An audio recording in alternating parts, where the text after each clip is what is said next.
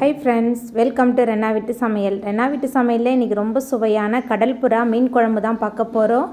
இந்த மீன் குழம்பு ரொம்ப சூப்பரா இருக்கும். இன்னைக்கு சமைச்சி நாளைக்கு சாப்பிட்றதுக்கு அட்டகாசமா இருக்கும். இந்த மீன் குழம்புல முக்கியமான ஒரு பொருளை நான் கடைசியா சேர்த்திருக்கேன். வீடியோவை ஸ்கிப் பண்ணாம பாருங்க. ரொம்ப சுவையா உங்களுக்கு மீன் குழம்பு வரணும்னா கண்டிப்பா அந்த டிப்ஸை நீங்க ஃபாலோ பண்ணி பாருங்க. ரொம்ப சூப்பரா இருக்கும். அந்த சுவையான எளிமையான முறையில் செய்யக்கூடிய கடல்புறா மீன் குழம்பு எல்லாருமே விரும்பி சாப்பிட்ற மாதிரி ரொம்ப சுவையாக எப்படி செய்கிறதுன்னு வாங்க பார்த்துடலாம்.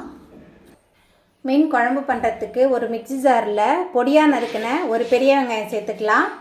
இது கூடவே 15 சின்ன வெங்காயம், அதுக்கப்புறமா நல்ல பழுத்த தக்காளி 3 எடுத்திருக்கேன். அதுக்கப்புறமா தனி மிளகாய்த்தூள் 1/2 ஸ்பூன் அளவுக்கு சேர்த்துருக்கேன். குழம்பு மிளகாய்த்தூள் 6 டேபிள் ஸ்பூன். கொஞ்சமாக தண்ணி விட்டு நல்லா விழுதாக அரைச்சி எடுத்துகிட்டு வந்துடலாம். மிக்ஸி ஜாரில் மாற்றிட்டு நல்லா விழுதாக அரைச்சி எடுத்துகிட்டு வந்துட்டேன். இப்போ மீன் குழம்பு எப்படி பண்ணுறதுன்னு பார்த்துடலாம். கடல் புறா மீன் குழம்பு பண்ண போகிறோம். அதுக்கு முதல்ல 4 டேபிள் ஸ்பூன் அளவுக்கு எண்ணெய் சேர்த்துக்கலாம். எண்ணெய் சூடாகி வந்துட்டு இதில் கொஞ்சமாக கடுகு சேர்த்துக்கலாம். இது கூடவே வெந்தயம், கடுகு வெந்தயம் ரெண்டுமே நல்லா பொரிஞ்சு வந்துருச்சு. அதுக்கப்புறமா நம்ம மிக்சியில் சேர்த்து அரைச்ச விழுது சேர்த்துடலாம். மிக்சியில் சேர்த்து அரைச்ச விழுது சேர்த்துட்டு நல்லா கலந்து விட்டு வதக்கிடலாம். எல்லாத்தையும் நம்ம பச்சையாக தான் அரைச்சிருக்கோம். அதனால் கொஞ்சம் நேரம் இந்த எண்ணெயில் இந்த மசாலாவோட பச்சை வாசனை போகிற அளவுக்கு நல்லா கலந்து விட்டு வதக்கிடலாம். மசாலாவோட பச்சை வாசனை போகிற அளவுக்கு நல்லா கலந்து விட்டு வதக்கியாச்சு. இது கூடவே கொஞ்சமாக கருவேப்பிலை சேர்த்துக்கலாம். இது கூடவே சின்ன லெமன் சைஸ் அளவுக்கு புளியை தண்ணியில் ஊற வச்சு கரைச்சி வச்சுருந்தேன் அந்த புளி தண்ணி.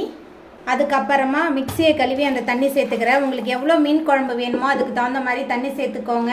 அதுக்கப்புறமா மீன் குழம்புக்கு தேவையான அளவுக்கு கல்லுப்பு எல்லாத்தையும் சேர்த்துட்டு நல்லா கலந்து விட்டுறலாம். குயிக்காக ஒரு மீன் குழம்பு செய்யணுன்னா இந்த முறையில் ட்ரை பண்ணி பாருங்கள். ரொம்ப சூப்பராக இருக்கும்.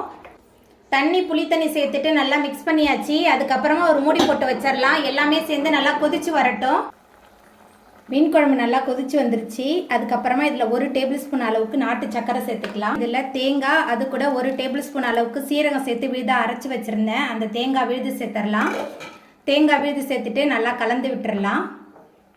தேங்காய் விழுது சேர்த்துட்டு நல்லா கலந்தாச்சு. மீன் குழம்புக்கு தேங்காய் மசாலா அரைக்கும் போது அது கூட நம்ம சீரகம் சேர்த்து அரைக்கிறனால இந்த மீன் குழம்பு ரொம்ப சுவையாகவும் மணமாகவும் இருக்கும். எல்லாமே சேர்ந்து நல்லா கொதிச்சு வரட்டும். குழம்பு நல்லா கொதிச்சு இந்த அளவுக்கு நல்லா திக்காய் வரணும். அப்போ தான் மீன் குழம்பு ரொம்ப சுவையாக இருக்கும். இப்போ இதில் நம்ம மஞ்சத்தூள் சேர்த்து நம்ம சுத்தம் பண்ணி வச்சுருக்கிற கடல் புறா மீன் சேர்த்துக்கலாம்.